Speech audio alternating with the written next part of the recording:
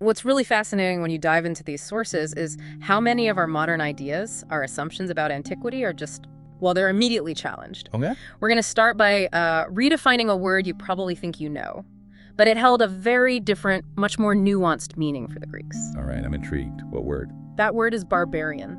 Okay, let's unpack this, because for us right now, barbarian immediately brings up images of something wild, uncivilized, maybe even savage. But the sources suggest the ancient Greek usage was far, far more subtle. What was the core of it? You've hit on the key thing there. The Greek word barbaros. It's not really a term of loathing or contempt, not at all. And it certainly doesn't imply, living in caves or eating raw meat or anything like that. Its literal meaning is simply people who made noises like barbar instead of talking Greek. It was onomatopoeic, pure and simple, not necessarily a judgment of their character or their level of civilization. So it was really about language, not about being savage or inferior. That's a huge shift, almost counterintuitive for us today. It is. It makes you think, doesn't it? How many of our labels for other cultures carry these hidden biases, obscuring how sophisticated they might actually be? That's quite a nugget right there, just about language shaping perception. Precisely. If you didn't speak Greek, you were a barbarian, and this applied equally to, say, a wild Thracian tribe, as it did to people living in the, luxurious cities of the East, or even to the Egyptians. Right, and the Greeks knew Egypt was ancient and sophisticated. Oh, absolutely. They knew Egypt had been stable and highly civilized for centuries, long before Greece even existed, really. The sources make it really clear that barbaros didn't automatically mean contempt. In fact, many Greeks openly admired the moral code of the Persians. They praised the wisdom of the Egyptians. There was this huge debt, material, intellectual, artistic, that the Greeks owed to the peoples of the East, and they rarely forgot that.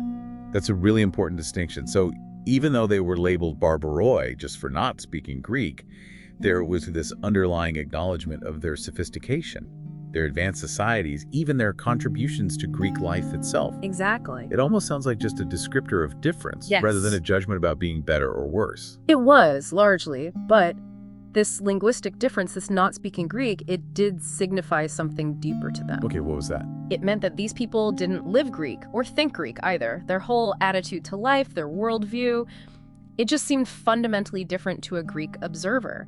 So despite any admiration for specific barbarian qualities or achievements, a Greek couldn't ignore this deep divergence in perspective. Right. It's a very different idea from, say, the Hebrew distinction of Gentile, which was purely racial and religious. For the Greeks, it was more about a way of being, a whole philosophical outlook on life. That's fascinating. And this way of being, this Greekness, seems really tied up with their understanding of freedom. Could you elaborate on what eleutheria meant to them? Because it sounds like it's way more expansive than just our modern political concept of freedom. It truly was. Eleutheria is often translated as freedom, but that's, well, it's incomplete. Politically, it didn't necessarily mean self-governance in the sense that everyone ruled themselves directly. A Greek might not always govern himself directly. Instead, it meant that however his polis, his city-state, was structured, whether it was an oligarchy, aristocracy, democracy, it was governed by law. A known, established law that respected justice and individual rights. State affairs were public affairs. They were transparent, subject to public scrutiny, not just the private whims of some despot. So it wasn't so much about who was in charge, but how they governed. Whether that rule was predictable, just, and accountable to something higher than one person's will, that's a very clear distinction. Precisely, and they contrasted this really sharply with the Eastern palace government systems ruled by absolute kings who were effectively seen as gods themselves, Right. the subjects of such a master. The Greeks saw them as slaves, because their lives were governed by arbitrary will, by decree, not by a known, just law. This kind of arbitrary government, the sources say, it offended the Greek in his very soul. It was just an affront to their basic idea of human dignity. And it went beyond just politics, didn't it? The sources mentioned something as seemingly minor as bowing. How did that tie into eleutheria? Absolutely. This idea of eleutheria, it wasn't just about formal government structures. It was woven into their very sense of self-respect, their identity. The sources highlight that slavery and despotism are things that maim the soul.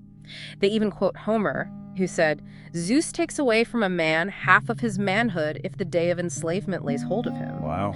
So even something like the Oriental custom of bowing deeply to a ruler, which we might just see as, a formality today. Or just a sign of respect, maybe. Exactly.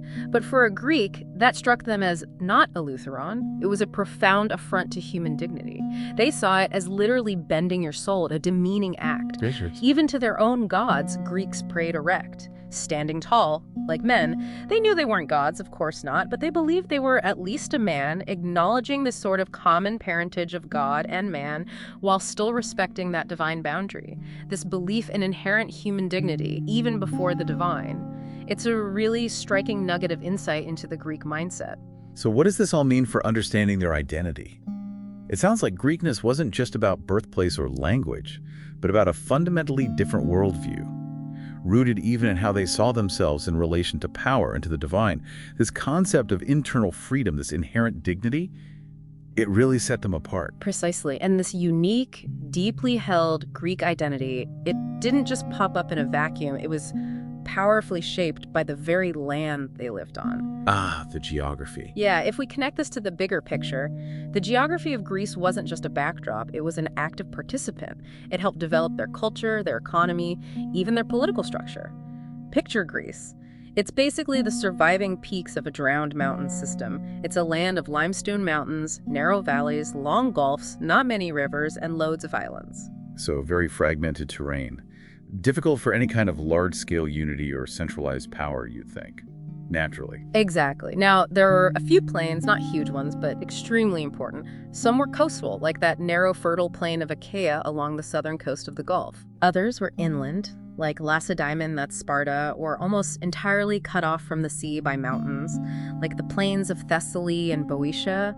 The Athenians, always sharp-witted, used to call their Boeotian neighbors Boeotian pigs. Huh. Why was that? Well, probably because their plain was lush, maybe a bit heavy, giving a slightly duller atmosphere compared to the Athenians' own vibrant city life. At least that was the Athenian view. That's a great detail, brings it to life. Yeah. And I gather that variety was key, not just between regions, but within individual states, too. Oh, absolutely. It was of great importance, really shaped their whole way of life. Most states had their little strip of fertile plain, some upland pasture, forested mountain slopes, and then barren mountain summits. And many also had direct access to the sea. Okay. So this meant there was no single uniform way of life across regions, not like we see in modern specialized economies. You didn't have a region that was just industrial or just agricultural. Right. Even states we think of as mainly commercial and industrial, like Corinth and Athens, were actually at least as much agricultural as commercial. In fact, most Athenian citizens were primarily farmers. They often lived out on their land and only moved into the city for safety during, say, the Peloponnesian War. This sounds like a perfect setup for self-sufficiency, which I know was a core Greek ideal autarkia. It was, and this leads us right to that concept, autarkia, self-sufficiency. For the Greek, it was an essential part of the idea of the state. This geographical variety, the range of soil and climate, allowed the normal Greek state to be reasonably self-sufficient, to enjoy a kind of balanced corporate life without needing to rely heavily on others. But hang on, if they were so self-sufficient, how did trade flourish? Because we know trade was incredibly important to the Greeks, especially by sea. That feels like a bit of a paradox. That's the interesting paradox the sources really highlight. While most states could be reasonably self-supporting, this constant variety within the small Greek world also led to special products. Attica had its olive oil, Melos its marble, the little island of Peparethus its wine. This naturally encouraged brisk trade and constant interaction between the different polis. Plus, sea communications were easy and, except in winter, generally pretty safe. Right. And here's another crucial factor. Greece as a whole faces southeast. The mountains and valleys run that way, and the chains of islands basically guide voyagers, even without a compass, pretty securely towards Asia and Egypt, the homes of those earlier, richer civilizations. This open orientation meant that back in prehistoric days, Greece was invitingly open to traders from Crete and Phoenicia. And in historical times, the sea lanes kept leading them back to these older lands. It's a powerful reminder of how geography can literally point a civilization towards connection or maybe towards isolation. That makes so much sense when you look at a map. Italy, in contrast, faces west, doesn't it? Yeah. That explains a lot about why it developed later. Yes, exactly. The Apennines run near Italy's east coast, so its rivers, valleys, plains, natural harbors, they all face westward. To the east, Italy has a much more inhospitable coastline, so civilization came later to Italy. Minoan influence wasn't as strong, and the Greeks, when they set up colonies there, had to kind of work their way around the south coast and up the west. This geographical contrast really makes the point about Greece's early access to established, advanced civilizations and how that shaped its early cultural path. What about the climate itself and the resources they actually had? How did those direct the course of their lives, their society? Well, the physical challenges of the Greek climate were pretty significant. Ancient medical writers describe how different exposures caused different health issues. For instance, a northerly exposure could lead to a lean, sinewy physique, but also difficult childbirth. It shows how deeply connected they felt to their environment. And Plato's Critias gives a really interesting and kind of sobering picture of Attica's environmental degradation over time. He says Attica is just the skeleton of what it was in the past. The skeleton of what it was? Yeah. Wow, that sounds almost apocalyptic for an ancient text. What did it used to be like? It is dramatic, isn't it? And it speaks to this deep awareness of ecological change, even back then. Plato describes how, originally, Attica had high hills instead of bare mountains, and the plains had deep, rich earth. Really? Yeah. There were great forests on the mountains, he says, with evidence like old timber roofing still being sound. He mentions tall, cultivated trees in abundance, and the mountains providing pasture for countless herds. This huge environmental change probably explains the really startling difference in diet between Homeric times and classical times. How so? What was the difference? Well, Homeric heroes, in the Iliad and Odyssey, they're depicted eating an ox every few hundred verses, and eating fish was seen as a sign of, extreme poverty. Ah. But fast forward to classical times, and fish was a luxury, and meat was actually almost unknown for many people. Think about that. A complete transformation in their basic food supply, likely driven by these environmental factors. That's a massive shift in food culture, impacting everyone, rich and poor. What about the climate's more destructive side? You mentioned Zeus and Poseidon earlier. Plato mentions storms, and yeah, the Greek climate definitely has its dramatic, even terrifying moments. Zeus, the sky god, was famously irascible, and Poseidon, the shaker of earth, was a formidable and often destructive force. Hesiod, one of the oldest Greek poets we have, vividly describes storms just felling huge trees. Right. And one source recounts an actual experience in Arcadia where a farm was completely wiped out by a smoking thunderbolt of Zeus, just transformed into a rocky seashore by a sudden violent storm. It really shows the power, the often destructive nature of the Greek climate they had to deal with, and which definitely shaped their myths. So, a challenging landscape, a dramatic climate that could just strip away everything they built. Yeah. And their natural resources. Beyond timber and maybe those fertile plains, what else did they have? In minerals, Greece was actually quite poor. There was some gold, silver, lead, copper, but not in great abundance. And crucially, there was no iron at all. Yeah. No iron, really? Well, very little readily available iron ore compared to other regions. But above all, the big one, there was no coal. This simple fact, the lack of coal, is something the sources suggest maybe social historians haven't thought about enough. Honey could substitute for sugar, wine for tea and coffee, but there is just no satisfactory substitute for coal as a concentrated source of power. Okay, so what did that mean practically? It led to a reliance on the sun and wood for warmth and light, charcoal for cooking. But for industrial power, the only real alternative was, it was slave labor, which is, as the source notes, mechanically a wasteful use of power, and for many other reasons, deeply problematic. So essentially, a lack of fossil fuels meant the Greeks just couldn't industrialize their power the way later societies did. Their reliance on human labor wasn't just an economic choice, it was a fundamental constraint. It shaped everything, didn't it? Their social hierarchy, their very concept of work. It's a stark reminder that energy sources don't just fuel economies, they define civilizations that truly shape their society in ways we can barely imagine today. It's fascinating how the land itself molded them, their capabilities. But where did the Greeks themselves actually come from? The stories they told about their origins and how modern discoveries have sometimes confirmed those legends.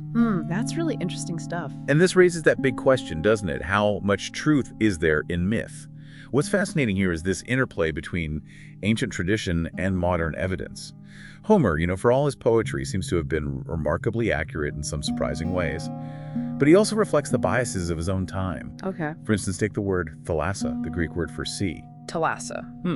That sounds distinctly, well, not Greek somehow, almost guttural. You're picking up on something important. It's not Indo-European. The source gives this wonderful little picture to explain where it came from. It describes a band of Greek-speaking people, maybe 10 or 15 centuries before Xenophon's famous 10,000 marched, making their way south out of the Balkan Mountains. Right. Suddenly, they see this immense amount of water, more than they had ever encountered. In astonishment, they ask the natives what it is. The natives, probably puzzled by these newcomers, just say, "What? Thalassa, of course." And so the word stuck. It got absorbed into the Greek language even after almost all the other words from that native language died out. It's like a tiny linguistic fossil, but it speaks volumes about cultural contact and adaptation. That's a wonderful origin story. It shows how they encountered and absorbed elements from people who were there before them. So it wasn't a clean slate when the Greek speakers arrived. Not at all. The traditional picture is of an indigenous non-Hellenic race, often called Pelasgians, who inhabited Attica and the Peloponnese. Then Greek-speaking peoples from the north migrated into this region, no doubt very gradually, and imposed their language on them, much as the Saxons did on England. Gradually, though. Not a sudden conquest. Right, not a sudden catastrophic invasion that wiped out existing culture. The archaeological records, actually, they show no sudden break in culture before the Dorian invasion, which was much later, around 1100 BC. And even after that, you had these Pelasgian pockets continuing to speak languages that later Greeks, like Herodotus, found unintelligible centuries later. This gradual assimilation is a far cry from the dramatic conquest we often imagine. And it sounds like Homer, for all his legendary status, actually had some real kernels of truth buried in his epics. It almost makes you wonder if archaeology is just catching up to the ancient storytellers. It absolutely is, and it's one of the most exciting things about studying ancient history. Modern writers, like the great historian Grote, initially disbelieved many of these traditions, just dismissing them as myths. But then archaeology dramatically stepped in. Heinrich Schliemann, for example, famously went to Mycenae and Troy, basically driven by Homer's words, and dug up something uncommonly like Homer's two cities. Wow. And then Sir Arthur Evans in Crete practically dug up King Minos and his island empire. It became really clear that from the early 3rd millennium BC down to about 1400 BC, Crete, especially Knossos, was the center of this brilliant civilization that spread across the Aegean. The fact that Knossos was unfortified suggests its rulers controlled the seas, just like the historian Thucydides had said centuries later. So the legends of Minos and Troy weren't just fanciful tales after all. They had real historical anchors just waiting to be discovered. Precisely. Take Troy. Of the 9 cities built one on top of the other at that site, Troy VI was destroyed by fire around the traditional date of the Trojan War, somewhere between 1194 and 1184 BC. And one of Homer's standing descriptions for Troy is of the wide way. Well, Troy VI actually had a wide street running around the city just inside its walls. No way. Yeah. And furthermore, Homer describes Troy's walls as being built by 2 gods and 1 mortal, and the mortal section was weaker, more vulnerable. Right, I remember that. And guess what? The walls of Troy VI were indeed weaker at one specific point where access was more difficult. It corresponds remarkably well with Homer's description. These are incredibly specific details lining up with archaeological findings. It suggests a powerful oral tradition preserving genuine historical memory. That's remarkable fidelity for an oral tradition passed down for centuries. And Homer's descriptions of the people, too. Did they have a basis in reality, the brown-haired Achaeans, for instance? Yes. Homer's brown-haired Achaeans were distinguished from the black-haired people over whom they ruled. This points towards a kind of quasi-feudal aristocracy, maybe like the Normans planting themselves on Saxon England, ruling over an existing population. The palaces, like Atreus's at Mycene, were really more like fortresses, centers of strategic road systems. It suggests a martial conquering class. Their Achaean iron weapons were superior to the Mycenaean bronze, even though the Mycenaean culture they overlaid was generally the higher, more sophisticated one. And what's fascinating here is Homer's accuracy in political geography, despite writing so much later. How did he manage that? It's one of the most striking things. Homer wrote around 850 BC, right? That's after the Dorian invasion of about 1100 BC had completely changed the map of Greece. Mycenae itself, for instance, had become basically insignificant by Homer's time, and the Asian coast, Homer's own home, had become Greek. Right. Yet the Iliad preserves, with complete fidelity, a picture of Greece as it had been back in the 13th century BC. There's nothing in it implying the Ionian Asia that Homer himself knew. It suggests a deep, meticulously preserved oral tradition, almost like a living archive. So he was drawing from an older, very precise tradition, a cultural memory. But there were inaccuracies too, weren't there? Areas where the later Greeks' own context kind of obscured the past. Yes, absolutely. A crucial inaccuracy is that the luxury goods and art Homer describes in his epics, he attributes them to the Phoenicians. Oh, right. The fact that they were actually of native Mycenaean workmanship was completely forgotten. Or maybe it just seemed incredible to the later Greeks. The Achaeans were, rude conquerors with no art to speak of, and the Dorians who followed them were even more so. It seems they were kind of like someone who inherits a grand estate, lives off the capital, and in doing so gradually loses the memory of its true origins and the skills that actually built it. It's a subtle but powerful insight into how conquerors can absorb a culture's wealth without fully understanding its source. So a mix of remarkable historical memory and some significant cultural blind spots. It makes you wonder how much more there is still to uncover, both in the ground and maybe hidden within the stories they told themselves. So from this incredible mix of ancient migrations, encounters, geographical pressures, emerged arguably the most distinctive feature of Greek civilization: the polis, the city-state. It operated on a scale that's just, well, it's hard for us to imagine today, but its unique size seems central to how it actually functioned. If we connect this to the bigger picture, the polis was far more than just a political unit. It was a deeply integrated, almost organic community that fundamentally shaped the Greek individual, shaped their society. And you're right, the size was key. For most polis, the citizen body was quite small, no more than 20,000 citizens. 20,000, that's tiny by modern standards. Our cities have millions, sprawling across huge areas. It's hard to reconcile that with our idea of a powerful state. It is. Only a few, like Syracuse and Acragas and Sicily and Athens itself, were significantly larger. Think about Attica, which included Athens. At the start of the Peloponnesian War, its total population was probably around 350,000. Okay, still sounds like a lot. But that wasn't all citizens. That was roughly half Athenian citizens, men, women, children, plus about a tenth resident aliens, and the rest slaves. So the actual citizen body was much smaller. Sparta, or Lacedaemon, had a much smaller citizen body again, even though its territory was bigger, roughly 3,200 square miles. It would take a good walk or 2 days to cross it. Compare that to Corinth, an important commercial city.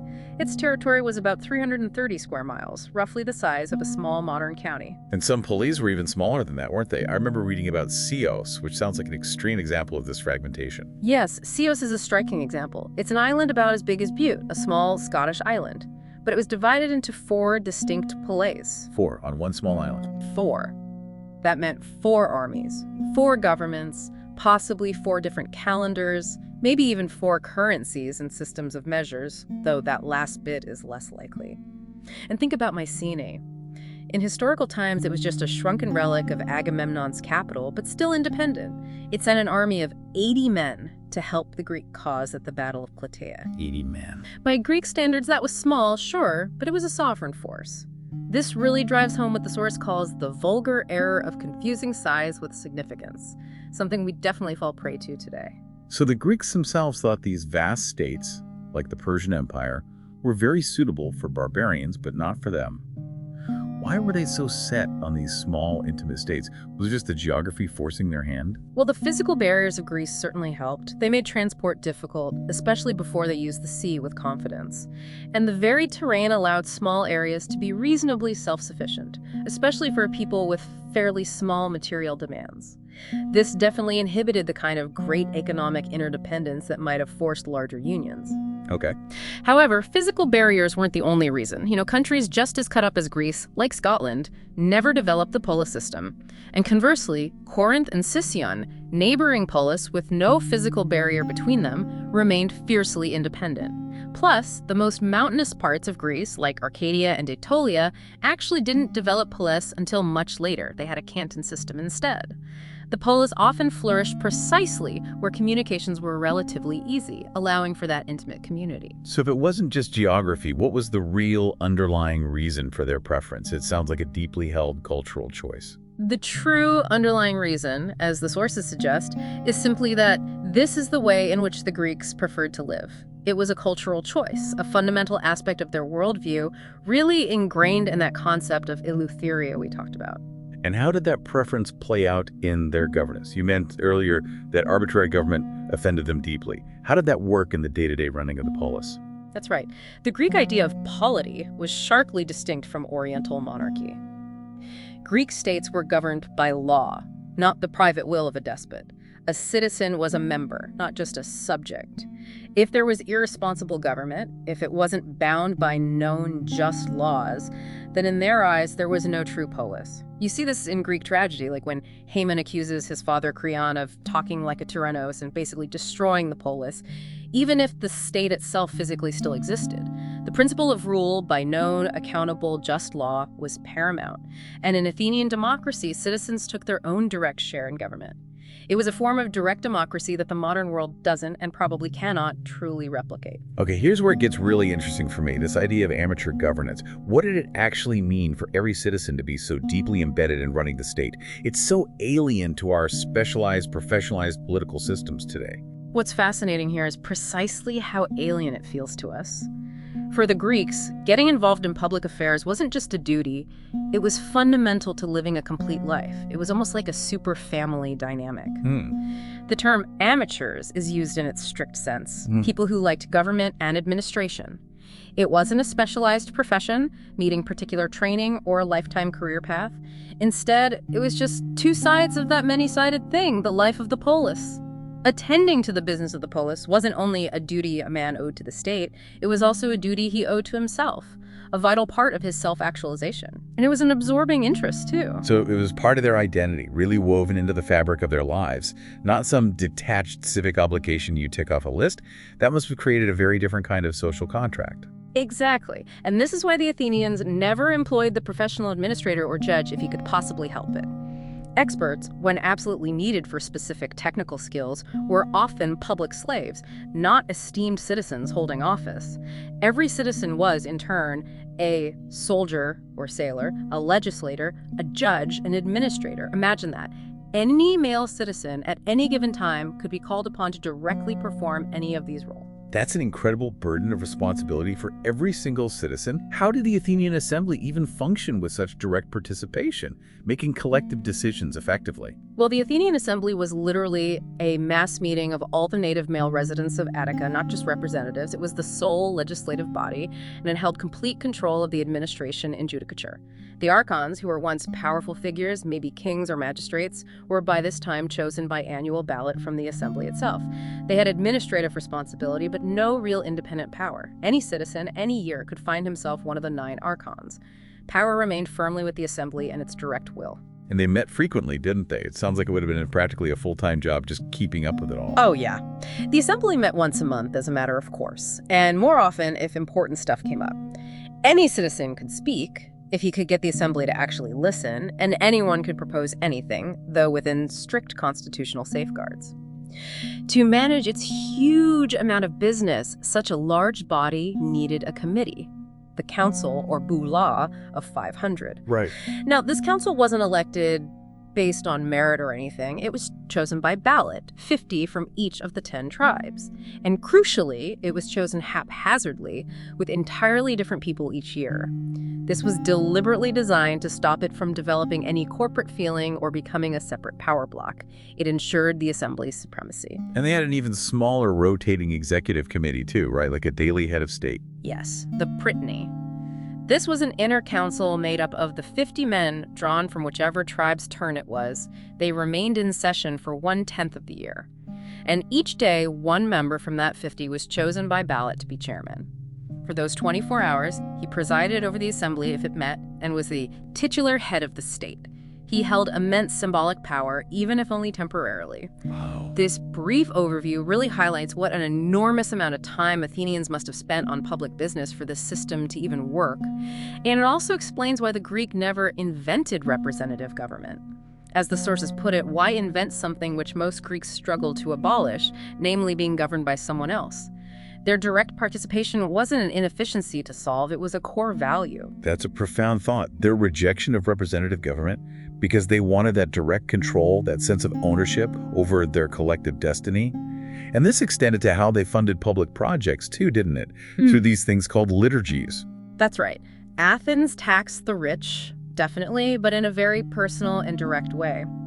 Wealthy citizens had to perform liturgies, or folk works, in a yearly rotation. This wasn't just handing over money, it was a public service. Like what? What kind of service? Well, it might mean keeping a worship, a trireme, in commission for a year, or financing the production of plays at one of the big festivals, or equipping a religious procession.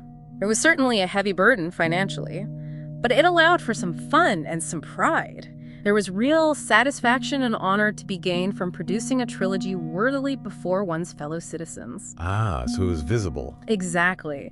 The intimate size of the polis made these duties vivid and immediate, not abstract contributions lost in some huge government budget. Your contribution or your failure was right there, visible to your community. So you got to see the direct impact of your contribution, and I guess potentially your failures too, quite publicly. Exactly. The flip side was that an incompetent or maybe just unlucky commander, he wasn't subject to some vague public anger or a distant court-martial years later. He faced direct accusation. He might be tried for his life before an assembly where many members might have personally served under him or lost family members because of his decisions. The accountability was immediate and incredibly personal. It sounds like the polis was much more than just a governing body. It was a deeply formative force in their lives. It actually shaped their character. Absolutely.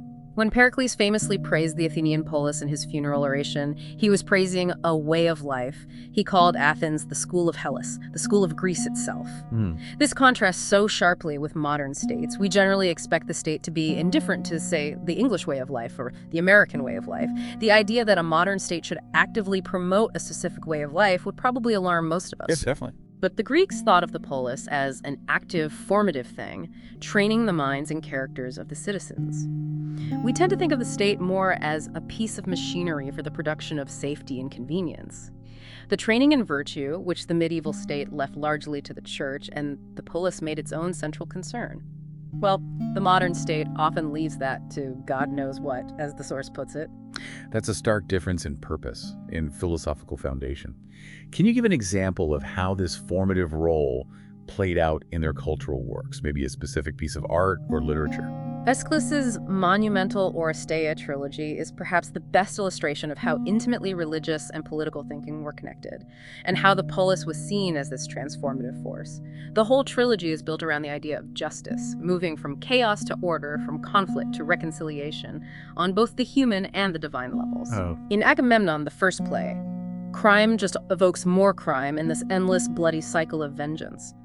In Turphory, Orestes avenges his father by killing his mother, a terrible act, but one commanded by the god Apollo. The Olympian gods are presented as the defenders of order, especially the gods of the polis. Clytemnestra's crime against the king and husband shattered society. Right. But Orestes' matricide also outraged the deepest human instincts, so he's pursued relentlessly by the Furies, these ancient deities who protect the sacred blood tie. So you have this primal conflict, divine order versus ancient familial justice. Yeah. How is that resolved within the context of the polis? In the final play, The Eumenides, there's this terrifying conflict between the ancient Furies and the younger Olympians over Orestes' fate. The solution comes with Athena establishing a new dispensation from Zeus. A jury of Athenian citizens is impaneled right there on the Acropolis to try and open. Orestes, this represents the first meeting of the Council of the Areopagus. Ah, human court. Yes. The votes on either side are equal, so Orestes is acquitted as an act of mercy, with Athena casting the deciding vote. The Furies, these ancient embodiments of vengeance, are furious at being cheated, but Athena persuades them to make their home in Athens and become the kindly ones, the Eumenides. Their ancient role isn't canceled, but it's enhanced. From now on, they'll punish violence within the polis, not just within the family. They become guardians of civic justice. So the polis itself becomes the mechanism for a new, higher form of justice, transforming that primal rage into civic order. Exactly. For Aeschylus, the mature polis becomes the means by which the law is satisfied without producing chaos. Public justice supersedes private vengeance. It reconciles the claims of authority with the instincts of humanity. The trilogy ends with this impressive pageantry. The Furies exchanged their black robes for red, becoming willing and honored agents of Zeus, defending his now perfected social order against internal violence. They process out of the theater, guided by citizen marshals, to their new home on the other side of the Acropolis. It's a powerful statement. The polis isn't just a place to live, it's the very crucible for solving humanity's deepest moral and social problems. That's an incredibly powerful vision of the city-state, not just as a place, but as this living, evolving entity capable of profound social and, well, even spiritual transformation. We've seen the general framework of the polis and its profound significance. Now let's turn to two of its most famous and starkly contrasting examples, Athens and Sparta. Their differences weren't just political, they were philosophical, deeply ingrained in their very being. They represent two fundamental paths a polis could take, right? This raises an important question, yeah. How did two peoples living relatively close develop such divergent systems and values? How did they end up with such different expressions of what it meant to be Greek? Understanding these contrasts is absolutely key to appreciating the richness, the complexity of Greek civilization. Let's start with the rise of Athens. Athenian legend always claimed their people were indigenous to Attica, literally born from the soil. Right. And while a Mycenaean town did exist to Athens, it wasn't prominent in the Iliad. That suggests it wasn't a major power in that earlier era. Athenian greatness actually came from the later political union of the dozen or so small polis within Attica. So their strength came from unification, Right. rather than being some single dominant force from the very beginning. Yeah. That's an interesting parallel to how some modern nation-states formed. Exactly. It's also interesting that Athens was a cultural pioneer during a period of recovery. Around 900 BC, after the decline following the Dorian invasions, it was Athens where the revival of pottery really began, emerging from the sort of degeneracy of late Mycenaean times. These powerful dipylon vases, for instance, showed a return of artistic power. They abandoned the meaningless ornamentation of the earlier decadence. This suggests that Attica, maybe being somewhat less disturbed by the Dorian commotion, was one of the first places to reconnect with and reinvigorate those ancient cultural traditions. And politically, how did Athens manage to truly unite these disparate small communities into one cohesive polis? That sounds like a challenge. That largely came down to Cleisthenes' constitutional reforms in the late 6th century BC. He was incredibly ingenious. He dealt with the problem of noble families dominating elections and fostering local loyalties by inventing 10 brand new tribes, all provided with heroic ancestors naturally. Well, of course. And each tribe was composed of non-contiguous demes, or parishes. He roughly divided Attica into city, inland, and coast, and each new tribe contained parishes from each of these three divisions. Clever. So each tribe was effectively a cross-section of the whole population. When a tribe met, its natural meeting place was Athens. This inherently helped to unite the polis and reduce the power of old family loyalties in elections, shifting loyalty towards the broader civic body.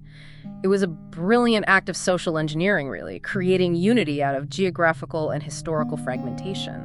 That's a truly clever way to foster unity, building a shared identity from diverse parts. Yeah. And the Persian Wars. They must have been an absolute crucible for Athens, defining their identity and propelling them onto the world stage. Oh, absolutely. Those wars were more than just military conflicts. They were moments of profound national self-definition. At Marathon, Athens, with only the help of 1,000 Plataeans, faced the mighty Persian army alone, and won, at the cost of only 192 men. Aeschylus, the great playwright, was actually in that fight. It was a monumental, almost miraculous victory. It cemented their sense of self-worth. It was obvious Persia would try again, but a revolt in Egypt and Darius's death gave Greece this crucial 10-year breathing space. During that time, Themistocles, who saw further than most, persuaded the Athenians to use a windfall. They found a very rich vein of silver at Sunium to build a fleet. Initially, it was meant to counter Aegina, a powerful commercial rival nearby. But ultimately, that fleet secured Athens' future against the massive Persian naval threat. So foresight and good management, not just luck, were absolutely key to their early success and rise to prominence. Indeed. The sources really emphasize that Athens' success was won not by good fortune, but by good sense, and by self-restraint more than self-assertion. This success naturally spurred more effort. Athens had only just found herself, really, by the time of the Persian War, and people saw exciting possibilities opening up in every direction. Politically, they could now lead a sea alliance, comparable to Sparta's Peloponnesian League, with ordinary Athenians taking pride in direct control through their sovereign assembly. Intellectually, the world of thought and knowledge was opening up, thanks largely to their Ionian kin. Economically, Athens was rapidly overhauling older Greek cities, combining Attic taste with her central position, excellent harbors, and now overwhelming sea power. Artistically, a whole new world was opening up, with Athenian artists combining Ionian elegance with Dorian strength in architecture and sculpture, and tragic drama evolving into this incredibly sophisticated, uncompromising form of popular entertainment. It was just an explosion of energy and potential across every single domain. And this incredible energy led directly to the transformation of their sea alliance, the Delian League, into an empire, didn't it? How did that transition happen, from collective defense to Athenian dominance? It was a gradual shift, really, but maybe inevitable, fueled by practicalities and power dynamics. Athens became the undisputed leader of the Delian League. Now, while it started as a defensive alliance against Persia, two sensible decisions, which were politically problematic, helped transform it into an empire. What were they? First, the League's headquarters were moved from the sacred island of Delos to Athens. The justification was administrative convenience and keeping the treasury safe. But, this strengthened the impression that a league of equals was becoming an empire ruled by one city. Second, commercial disputes between members were made referable to Athenian courts. Now, this was probably a great simplification of procedure, especially without much international law back then, and Athenian courts were reasonably honest, but nevertheless, it looked bad. It really cemented that imperial shift and eroded the autonomy of the allied states. So practical efficiency kind of slid into political power and then into outright control. And under Pericles, they pushed this expansion even further, really stretching their reach. Under Pericles, whose influence in the assembly was almost undisputed for decades, Athens basically accepted Spartan hostility as inevitable. They made terms with Persia and aimed to become unchallengeable in Greece. The sheer energy they showed during these years was incredible. Like what? They briefly held an empire covering not just the whole Aegean, but also the Corinthian Gulf and Boeotia in mainland Greece. There were even ambitious dreams of conquering distant Sicily, a grand strategy. The 5th century Athenian was first and foremost a man of action. They sent large fleets to aid Egypt, even while facing significant responsibilities and wars closer to home. There's a war memorial that records men from just one tribe dying in battles across Cyprus, Egypt, Phoenicia, and the Peloponnese. It shows their extensive, almost global engagement. It sounds like a very ambitious, driven people, a restless energy that must have often clashed with others. How did others, particularly the Spartans, see this Athenian character? Well, a Corinthian delegation, trying to urge Sparta to declare war, gave this really telling and deeply critical description of the Athenians. They said, "You have no idea what sort of people these Athenians are, how totally different from yourselves. They are always thinking of new schemes and are quick to make their plans and to carry them out. You're content with what you have and are reluctant to do even what is necessary." Ouch. Yeah. They called Athenians bold, adventurous, sanguine, loving foreign adventure, making the most of victories, and falling back less than anyone when defeated. They noted that Athenians give their bodies to Athens as if they were public property, totally devoted to the state, but use their minds for Athens in the most individual way possible. And critically, they cannot enjoy peace and quiet themselves or allow anyone else to. It really captures that dynamic, almost disruptive nature of Athens from an outsider's perspective. That's quite a contrast to the Spartan ideal. And how did Pericles himself, in his famous funeral oration, describe the Athenian ideal? What was his vision for the school of Hellas? Pericles, while obviously offering an idealized picture, it was still substantially a true picture. He praised Athens' liberality, its impartial law, public distinction based on merit, social toleration, and public self-restraint. He called Athens rich in the spiritual, intellectual, and material things of civilization. Okay. Then he explicitly contrasted Athens with Sparta. "We admit anyone to our city and do not expel foreigners from fear that they should see too much, because in war we trust to our own bravery and daring rather than to stratagems and preparations." He highlighted that Spartans endured laborious training from boyhood, while Athenians live at our ease but are no less confident in facing danger. Interesting claim. Their courage, he asserted, came from natural disposition rather than from laws. He said they loved the arts without lavish display and things of the mind but without becoming soft. It's this ideal of cultivated, confident strength, blending intellectual pursuits with a readiness for action. That vision, combining ease with courage and intellectual pursuits with action, it's incredibly compelling. And it's been influential ever since, really. And it certainly lines up with their cultural zenith during that period. It does. Think about the astonishing beauty of the Parthenon. Even though it's only about 220 feet long, it makes an overwhelming impression when you see it in person, a testament to their mastery of scale and proportion. Yeah. Or the plays of Sophocles, composed for and crowned by the Athenian people. They're described as fresher, more exciting, more packed with thought than anything that came before. Then you have the simple tombstones by anonymous sculptors just moving in their quiet dignity and sincerity. Even ordinary domestic objects from Periclean Athens possess the same qualities. It shows this aesthetic excellence just permeated everyday life. The sources state that nowhere is one so certain, that one will never meet anything vulgar, bizarre, quaint, or superficial. Even their comedy, which could have roaring obscenities, apparently never had anything to snigger at. It suggests this profound cultural confidence and aesthetic integrity, a boldness without crude self-consciousness. So that was Athens. Dynamic, expansive, intellectual, artistically brilliant.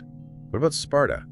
Their distinctiveness seems to stem from a very different, almost singular approach to a common Greek problem: how to manage population and land. Their remedy for overpopulation and land hunger was indeed unique, and it ultimately defined their entire society. Instead of sending out colonies, which was the norm for other Greek cities, Sparta conquered her western neighbor Messenia, annexed the territory, and reduced the inhabitants to serfdom, turned them into shallots. The healer. This act of subjugation, however, required a standing army to hold the territory and repress potential revolts.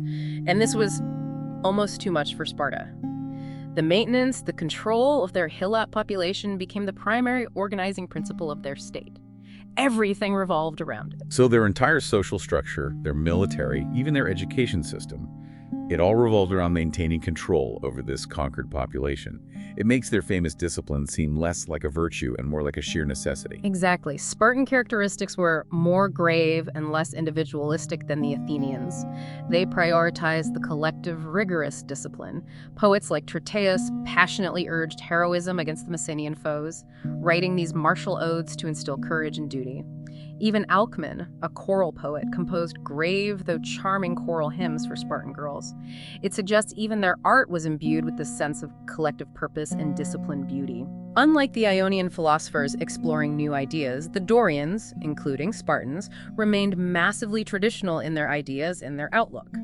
They were largely resistant to intellectual innovation. Their architects and sculptors strove for perfection within the narrow range of a few severe types, a really stark contrast to Athens' artistic variety and restless experimentation. And despite their legendary military might, their dominance wasn't permanent, was it? Even the seemingly invincible Spartan military ideal could be shattered. No, it wasn't immutable. In 371 BC, Thebes, kind of an upstart power at the time, famously defeated the Spartan army at Leuctra. Right, Leuctra. Thebes had two men of genius, Pelopidas and Epaminondas, who devised this new and bold military tactic. Instead of the standard 8-men-deep infantry line, they thinned one wing and the center and deepened the other wing to an extraordinary depth of 50 men. 50 deep. Wow. Yeah, this massive column of men just broke through the Spartan line by its sheer weight, and the unbelievable had happened. It sent absolute shockwaves throughout Greece. It shattered the myth of Spartan invincibility. So a tactical innovation brought down the seemingly unbeatable Spartan military machine. This brings us to a broader, fundamental contrast that seems to have permeated Greek civilization. The difference between the Dorians, like Sparta, and the Ionians, like Athens. This really highlights what the sources call the two opposing conceptions of life, the dynamic and the static. It represents a fundamental tension within Greek thought and expression. You see it in art. Grace and charm largely mark Ionian art, while strength and severe beauty characterize Dorian. How so in architecture? In architecture, the general lightness of the Ionic style, set off by the charming volutes of the Ionic capital, makes a striking contrast with the unadorned, imposing severity of the Dorian style. Okay. In sculpture, while both aimed for the ideal athlete figure, Ionians also delighted in carving robed figures, successfully representing different textures of flesh, wool, and linen. There's a delicate sensuousness that Dorian work, with its focus on muscularity and stark forms, often lacked. And their festivals and poetry reflected this fundamental difference too, didn't they? The Ionian approach sounds much more free-spirited. Yes. Ionian festivals were less austere, more music and poetry, creating a very lively and a very gay impression, maybe with a hint of oriental or southern softness. Plato, later in the 4th century, even rejected the Ionian music modes as voluptuous and enervating, unsuitable for the virtuous citizen he envisioned. And Ionian poets like Archilochus and Anacreon wrote on themes that interested them as individuals, rarely political or civic, unlike the duty-bound poetry of Tyrtaeus in Sparta or Solon in Athens. Consider that famous poem fragment about the Ionian soldier dropping his shield. "Some lucky Thracian has my noble shield. I had to run, I dropped it in a wood, but I got clear away, thank God, so hang the shield, I'll get another, just as good." That's brilliant. There's something incredibly attractive, isn't there? A personal, less rigid perspective and that Ionian irreverence for military duty. Such a stark contrast to the Spartan ideal where losing your shield was the ultimate disgrace. That's a truly vivid picture of how different these two foundational Greek identities were, from their art to their very attitude towards life. It's a powerful reminder that Greek was absolutely not a monolithic identity. This fascinating contrast between Athens and Sparta, Ionian and Dorian, it reveals something deeper about the Greek mind itself. It was a mind that constantly grappled with big, fundamental questions: the nature of the universe, the purpose of human existence, and often with a profound sense of life's inherent tragedy. And what's truly fascinating here is how consistent that Greek drive for clarity for understanding was, whether it was expressed in their philosophical inquiries, their artistic forms, or even in the very structure of their language, that intensely tragic vein we find right back in the Iliad, for instance. It wasn't just a literary device, it was, the sources say, habitual with the Greeks. But the sources also make it clear this wasn't because they thought life was, a poor thing. It almost sounds like a paradox. How can you be tragic but love life? It is a paradox, and a really powerful one, quite the opposite of gloom. Homer describes everything with such exact enthusiasm, whether it's Odysseus building his boat with precise detail, or heroes preparing their suppers with obvious relish. Greeks had the keenest appetite for activity of all kinds, physical, mental, emotional, and never-ending delight in doing things. Right. So the tragic vein was a feeling of tragedy, not of melancholy or some general negativity about life. Nor did it mean they disliked comedy. The Odyssey has lots of comic stories, and Aristophanes' comedies were wildly popular and frequently performed. So if it wasn't gloom, what was the source of this pervasive tragic sensibility? What was the intellectual core of it? The sources suggest it was the product of two great qualities: their profound intellectualism and humanity. Their intellectualism allowed them to see more clearly the great framework in which human life must be lived. Homer expressed this as the will and the activities of the gods, or sometimes this shadowy necessity hanging over everything. Actions, they deeply believed, must have consequences. Ill-judged actions must have uncomfortable results. And the gods, to the Greek mind, were not necessarily benevolent. They could hit out implacably if offended, often giving, as one poet said, 2 sorrows for every blessing. And there wasn't a comforting belief in a better afterlife to soften this, was there? That seems to really heighten the tragic view. No, not in the way many later religions would offer comfort. The Greek in Homer could only look forward to a dim, shadowy life in Hades, a pretty bleak existence. As Achilles famously said, "I would rather be a slave on earth than a king in Hades." Wow. Yeah. The only real hope of immortality was that one's fame might live on in song. A legacy in memory, not a continuation of the self. And there was also no real belief in linear progress, no sense that humanity was steadily improving. The nature of gods and men was seen as pretty much unchanging. So tragedy arose from this tension, this clash between two powerful forces, a passionate delight in life and a clear-eyed apprehension of its unalterable, often harsh framework. As the ancient verse goes, "As is the life of the leaves, so is that of men." It's a profound insight into a worldview that embraces both joy and sorrow as just inherent parts of existence. That's a beautiful and poignant summary of their worldview.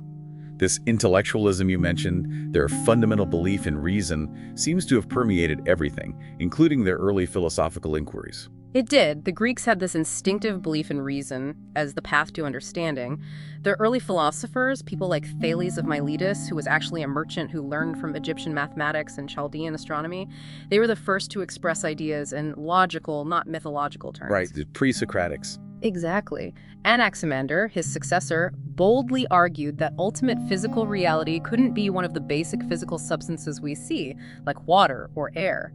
He proposed this undefined something from which everything formed and to which everything returned. He even conceived of a balance of forces in nature, using the word dike, which means justice, to describe cosmic equilibrium. Their thinking was incredibly bold. It was as if the human mind for the first time took its toes off the bottom and began to swim, embarking on a truly independent intellectual journey. And Plato, centuries later, still carried this torch of reason, didn't he? Particularly emphasizing the importance of mathematics. Yes, Plato was an ardent student of mathematics. Famously, over the door of his academy, the first real institution of higher learning in the Western world was inscribed, "A credit in mathematics is required." Ah, love that. And one of his most telling sayings was, "God is always doing geometry." This mathematical impulse combined with Socrates' conviction that the proper study of mankind is man, and the search for logos, an all-embracing definition of virtues. Both Socrates and Plato believed that virtue is knowledge, not just being told what's right, but a deep, rigorous knowledge found through persistent intellectual search and questioning. And it seems their language itself reflected this clarity and control, almost as if it were designed for precise thought. It truly was. The Greek language, in its very structure, possessed remarkable clarity and control, a real command of structure. It's a highly inflected language with elaborate and delicate syntax. It was capable of expressing with extreme accuracy not only the relation between ideas, but also subtle shades of meaning and emotion. Well, the periodic style, where complex ideas are laid out with perfect clarity in a single sentence, is a testament to this.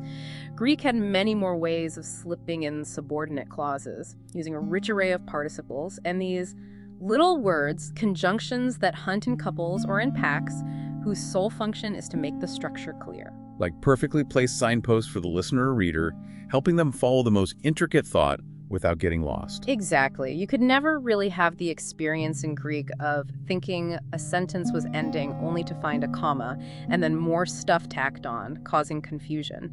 Because Greek writers would use little words like "t" or "men" right near the beginning to signal the sentence's overall structure, whether it was just adding something or setting up a strong contrast. The Greek language is inherently exact, subtle, and clear. Imprecision is quite foreign to Greek. While you could certainly talk nonsense in Greek, the fact that it was nonsense would be at once patent. So the language itself demanded clarity. In a way, yes. The Greek linguistic vice wasn't vagueness or wooliness, but rather a kind of bogus clarity, a firm drawing of distinctions which are not there, being overly precise where maybe it wasn't needed. That's a fantastic insight into the Greek linguistic mind, a reflection of their drive for clarity in thought.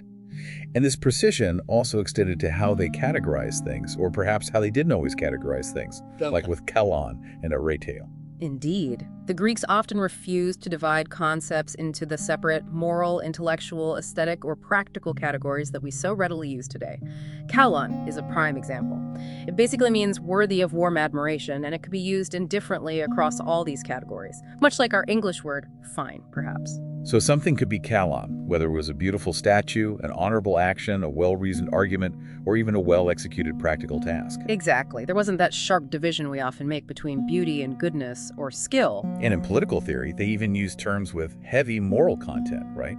Infusing governance itself with ethics. Yes. An aggressive policy was likely to be called adikia, which means injustice, or even hybris, wanton wickedness, an arrogant overstepping of boundaries. Aggrandizement, or profiteering, was pleonexia, which literally means trying to get more than your share. They viewed this as both an intellectual and a moral error, a defiance of the natural balance or the laws of the universe. And this raises an important question. How did a culture, without our specialized vocabulary, without these neat categorical divisions, manage to think so profoundly and holistically about human excellence? The answer really lies in their concept of aretē. Aretē, right. That's often translated as virtue, but I sense it's much broader in its original meaning. It encompasses more than just moral uprightness, doesn't it? It is much broader. Aretē simply means excellence. Its meaning is always context limited. The arete of a racehorse's speed, the arete of a cart horse's strength. But when applied to a man in a general context, it connoted excellence in the ways in which a man can be excellent morally, intellectually, physically, practically. It was this all-encompassing ideal of human flourishing. So it described an all-encompassing ideal of realizing human potential. Can you give us an example of a figure who truly embodied this aretē? Odysseus, the hero of the Odyssey, is a perfect example of surpassing aretē. Homer describes him as a great fighter, a wily schemer, a ready speaker, a man of stout heart and broad wisdom who knows that he must endure without too much complaining what the gods send. Okay, quite a list. But beyond that, he can build and sail a boat, plow a straight furrow, beat a young braggart at discus, challenge others at boxing, wrestling, or running. He can even skin, cut up, and cook an ox properly, and he's moved to tears by a song. He is, in essence, an excellent all-rounder. Wow. Achilles, too, the hero of the older poem, the Iliad, possessed aretē. He was the most formidable of fighters, the swiftest of runners, and the noblest of soul. Homer tells us Achilles was educated not just to fight, but to be a maker of speeches and a doer of deeds, combining that intellectual and physical prowess. That's a powerful and holistic ideal for human development, for education. And this idea of aretē was celebrated even in their athletic victories, wasn't it? Connecting individual achievement back to the polis. Yes, absolutely. The victor in one of the great games, like the Olympics, wasn't just seen as an athlete, he was a man, almost a hero. He was treated as such by his fellow citizens, receiving public honors, sometimes even free meals for life. Pindar, one of the most majestic poets of the early 5th century, is known almost entirely for his victory odes written for athletes. Right. But these odes didn't just describe the race or the wrestling match, they celebrated the aretē shown by the victor. And they naturally connected that individual excellence back to the polis, seeing the victory in the widest, almost cosmic context. It's a beautiful example of how the Greeks celebrated personal excellence not just for its own sake, but for what it contributed to the glory and well-being of the community. Shifting gears slightly, there seems to be an apparent contradiction in the Greek mind that we touched on earlier. They instinctively sought unity and order, even geometry in the divine, yet they practiced this luxuriant polytheism with a dizzying array of gods. How do you reconcile that? It's a fascinating tension, isn't it? And the sources help us unpack it. That drive for unity might lead us to expect monotheism, but instead we find poets inventing new gods like hope or fear without a second thought. And the Athenians were known for being very God-fearing, but fearing a whole multiplicity of gods. What's more, while classical art and poetry were notably serious, showing this deep sense of moral responsibility, the myths upon which this art was based often seemed incredibly irresponsible, filled with divine caprice, brutality, amorous adventures. That's a huge disconnect. Profoundly serious art, but seemingly amoral, capricious gods. How did they live with that? Well, the sources explain that this impression is quite false, if we think of religion only in our modern, morality-centric way. Greek religion, for a long time, was primarily about observing with the most legalistic exactitude ancient formula, performing rites and sacrifices precisely, often without an essential direct connection to morality as we'd understand it. Okay. Their lively, dramatic, and plastic sense made them picture divine powers in human form, essentially as sublimated kings or powerful ancestral figures. And that impulse towards unity and order did reduce the number of gods over time, combining them into a kind of family council, like Zeus Herkias, where Zeus, the sky god, also protected the farm enclosure. It shows a drive towards coherence. So morality and religion weren't inherently intertwined for them, at least not initially. Their moral code developed somewhat independently, then perhaps bumped up against religion later. Not in the way we often think of them, no. However, when religion and morality did begin to coincide more closely, especially with the rise of philosophy, then the amoral element in myth became a real stumbling block. Philosophers like Xenophanes just swept it all away. He criticized anthropomorphism, famously saying that if donkeys were religious, they'd imagine their gods looked like donkeys. Euripides, the great tragic poet, condemned the wretched tales of poets, stating bluntly that if a god does wrong, he is no god. Strong words. And Plato, too, utterly condemns the poets for publishing trivial, false, and indeed wicked stories about the gods. He reluctantly concluded he couldn't allow Homer in his ideal republic because Homer spread unworthy ideas about the deity. This shows a dynamic evolution where reason challenged tradition, pushing their morality forward. So their evolving moral sense actually led some of their greatest thinkers to reject traditional myths, or at least reinterpret them quite radically. And speaking of morality, the sources note that Greek morality was extremely un-Christian. What does that mean in practical terms? That sounds provocative. Yes, it's phrased provocatively, but in a very specific sense that might shock modern sensibilities. The sources state that for the Greeks, to forgive your enemies is a bad thing, and to be revenged on them a plain duty. This Extremely unchristian morality, as the source calls it, arose partly from the nature of Greek society, where the group, whether it was the family or the polis, was socially far more important than the individual.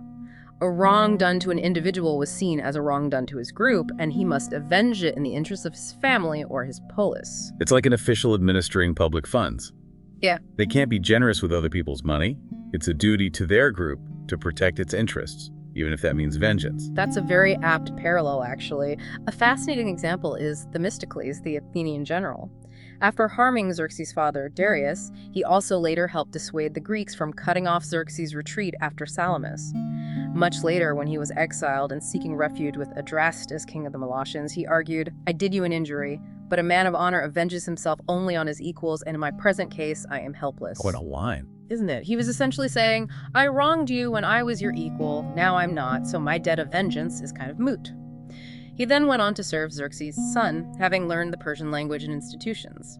This complex, pragmatic view of duty and vengeance, often prioritizing the group and self-interest within the wider context, it really demonstrates the distinct nature of their morality. It paints a picture of a society driven by intellect, a deep engagement with life's profound questions, and a very distinct moral compass that was practical, communal, and often quite unyielding by our standards. This profound intellectual landscape, shaped by their unique physical and cultural history, extended right down into their everyday lives, their social structures. And often these realities really defy our modern expectations, particularly when we think about the roles of women and slaves. Absolutely. And what's fascinating here is how deeply ingrained their social roles were, and how our modern interpretations often miss the practical realities, the responsibilities that shape their society. Let's start with the position of women, which is often, well, gravely misunderstood. The common misconception, right, is that Athenian women were basically illiterate and uneducated, despised, kept in strict seclusion. Effectively simple-minded dolts. How accurate is that picture? That view is indeed strongly challenged by the sources. Xenophon's Economies gives us this detailed dialogue between Socrates and an Athenian country gentleman named Ischomachus and his young wife. Okay. The wife's role, even though she married young and had been kept in pretty strict seclusion before marriage, was primarily that of a domestic manager. She was responsible for managing the house and the estate. This included making sure annual supplies didn't run out too quickly, making garments from wool, grinding flour and baking bread, preserving food for winter, and even caring for 6 slaves, which, interestingly, she tells Socrates she finds agreeable. So the Greek home was far more than just a dwelling place. It was a kind of factory, as the sources describe it. Yeah. A critical unit of production. Exactly. They made clothes from raw wool, they processed food, they ensured the household's material survival. This wasn't just housework as we might think of it today. It was a position of great responsibility in a largely pre-industrial society. The source points out that while modern thought might suggest romantic love is the only basis for marriage, the Greeks often represented passionate love as destructive in their drama, suggesting maybe a more pragmatic view of marital partnership was common. Right. And regarding that idea that men didn't talk much with their wives, Socrates actually implies fewer arguments because they work together in partnership and understanding. It indicates a cooperative dynamic, perhaps, rather than a silent, subjugated one. And what about their education? Was it truly non-existent if they weren't going to formal schools like the boys did? Well, boys were sent to school for reading, writing, poetry, music, gymnastics. Girls did not go to school in the same way. However, they were instructed by her mother in the arts of the female citizen, which, if we translate that as domestic science, sounds eminently respectable, doesn't it? Yeah. It does. The source argues it's gratuitous to just assume they learned nothing else, and we do have hints that fathers discuss politics with their daughters sometimes. Women also definitely went to the theater, even to plays that modern audiences might find unsuitable for women. That suggests a more integrated public life than the strict seclusion image allows. So the image of strict, uneducated seclusion isn't entirely accurate, or at least it's incomplete. What about the aretē? They seem to occupy a very different social space. The aretē, or companions. These were typically well-educated foreign women, often Ionians, who occupied a position somewhere between the Athenian lady and the prostitute. They provided pleasure and social, often intellectual amusement for men. Pericles' mistress Aspasia is the most famous example, a highly intelligent and influential hetera. Demosthenes, the orator, very concisely put their societal function. Heterae we keep for the sake of pleasure. Concubines, meaning female slaves, for the daily care of our persons, wives to bear us legitimate children and to be the trusted guardians of our households. It's a very clear categorization, revealing a deeply practical, albeit to us, quite stark view of female roles. And Pericles himself seemed to promote a very quiet, almost invisible public role for citizen wives. That seems to contradict the idea of them being these responsible domestic managers. He did. Pericles, in his funeral speech, famously said, "The best reputation a woman can have is not to be spoken of among men, either for good or evil." Aristotle, too, held that by nature the male is superior, the female inferior, therefore the man rules and the woman is ruled. Now, while we might interpret this purely as masculine arrogance and repression from our modern perspective, the sources urge us to also consider the physical conditions of Greek life, how primitive they were, and how such conditions necessarily distinguish sharply between the way of life and interests of men and women. The idea that heterae were sought because they were educated while wives were supposedly dolts is described by the source as innocence. It suggests that practical realities and distinct spheres of influence, rather than just intellectual superiority or simple subjugation, often define these roles and choices. That's a crucial piece of context to remember, the sheer practicality forced by their conditions. Let's move to another significant social structure, slavery. We often assume this image of a leisured class supported entirely by slaves, but the sources seem to challenge that narrative for Athens, differentiating it from, say, Roman practices. That's a common misconception, yeah, especially when you think of Roman latifundia with their huge slave gangs. Estimates suggest that just before the Peloponnesian War, there were about 125,000 slaves in Attica. Of these, maybe 65,000 were in domestic employment, about 50,000 in industry, and then a smaller but tragically exploited group of maybe 10,000 in the silver mines. Now, Athenian citizens, men over 18, numbered about 45,000, so maybe 100,000 total citizens if you include women and children. This still meant less than one slave per citizen on average. It wasn't an economy solely built on leisure for the citizen class. And how were these slaves treated across those different sectors? Was it uniform? No, absolutely not. Domestic and industrial slaves generally had considerable freedom and, according to the sources, much more legal protection than, for instance, black citizens in parts of the USA at certain times. It was even a Spartan jibe that in Athens you could not distinguish between a slave and a citizen in the streets. That implies a surprising degree of freedom of movement and appearance for some slaves. But the mines? The mines were different. The treatment of slaves in the mines was callous in the extreme, described as horrible. Slaves were often worked literally until they died. This is noted as the only serious blot on the general humanity of the Athenians, a really stark contrast to their usual principles. What about the economic impact of all these slaves, especially the 50,000 in industry? Did their labor create a massive surplus that supported a truly leisured class? The sources stress that in the absence of machinery, their labor simply did not produce a great surplus for others to live on without working themselves. There was a very effective limit to employing industrial slaves. Why? Because an idle slave was a dead loss. In slack times, you still had to feed them. Right, makes sense. So the normal factory employed both slaves and citizens, with citizens maybe being turned off in slack periods when work was slow. And these factories were generally a very small affair indeed. Even having 20 slaves was considered a really big concern. So even the most impressive Athenian public works like the Parthenon. They weren't built by massive slave teams then. Exactly.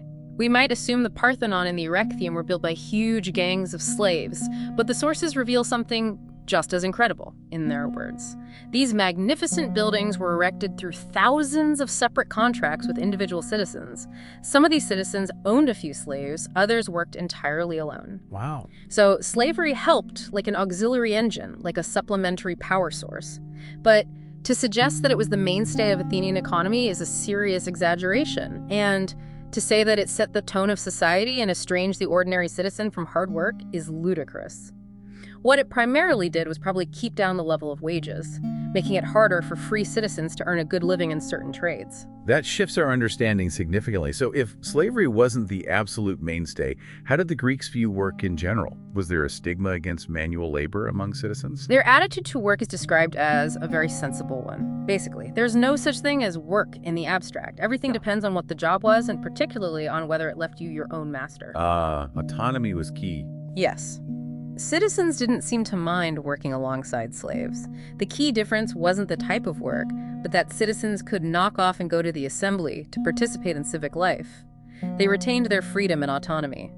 Socrates, as reported by Xenophon, discusses how some states forbade citizens from mechanical occupations, not out of pure snobbery, but because these jobs were thought to weaken the body and mind and leave no leisure for friends or public interest. It was a political view on what activities were conducive to being a good, active citizen. So it wasn't a judgment on the inherent dignity of the labor itself, but on its fitness for active, engaged citizenship. That's a crucial distinction. Precisely.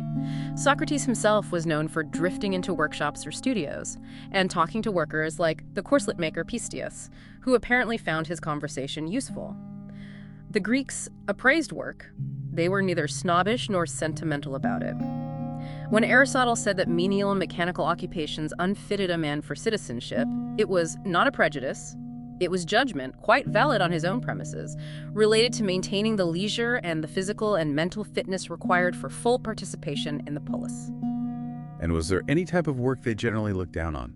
The one occupation generally looked down upon was retail selling.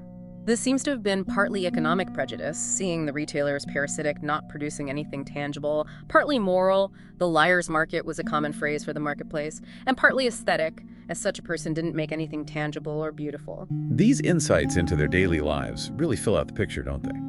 Moving beyond the idealized philosophical concepts and into the pragmatic realities, the nuanced social structures of their society, we've journeyed through these intricate layers of ancient Greece, haven't we? From the surprising meaning of barbaros to the amateur, deeply communal governance of the polis and the profound nuances of their daily lives, including the roles of women and slaves, it's really clear that their civilization was this complex tapestry of ideals, intense practicality, and some pretty challenging realities. And what's fascinating here, if we connect this to the bigger picture, is how many of the challenges and choices the Greeks faced. That tension between community and individualism, self-sufficiency versus trade, tradition versus radical progress, they still echo so profoundly in our modern world. Their solutions, and sometimes their failures, offer really compelling lessons, I think. Indeed. The sources highlight how the very progress that defined Greek advancement, particularly in economic complexity, greater interconnectedness ultimately contributed to the breakdown of their cherished polis system. The opening up of the Mediterranean, the growth of commerce, it led to intense rivalries, constant wars, paradoxically shrinking their world through conflict. Yeah, that's a key point. Athens' increasing dependence on imports and exports meant it had to control distant trade routes, which directly contradicted that ideal of the self-sufficient autonomous polis. And this increasing complexity also meant men's private affairs, their businesses became more interesting and exacting, so they gradually withdrew from the time-consuming direct public life that the polis demanded. So here's a final thought for you, for all of us to mull over. In our own increasingly interconnected, specialized, globalized world, are we too inadvertently sacrificing aspects of deeply communal, participatory life for the sake of efficiency, economic growth, and global reach? What might that mean for our future? And what could we perhaps learn from the Greeks about balancing these competing forces, the intimately local versus the expansively global? This raises a really important question for all of us, doesn't it? In striving for a better or maybe just a more advanced way of life, do we sometimes overlook the good that might already exist in simpler, more integrated structures? The Greeks grappled with this exact tension, those trade-offs between a vibrant, self-sufficient community and the powerful lures of empire, commerce, and specialization. Their experience offers us a compelling lens, I think, through which to examine our own trajectory and perhaps make more conscious choices about the kind of society we actually want to build. A truly thought-provoking way to end our deep dive. Thank you for joining us on this exploration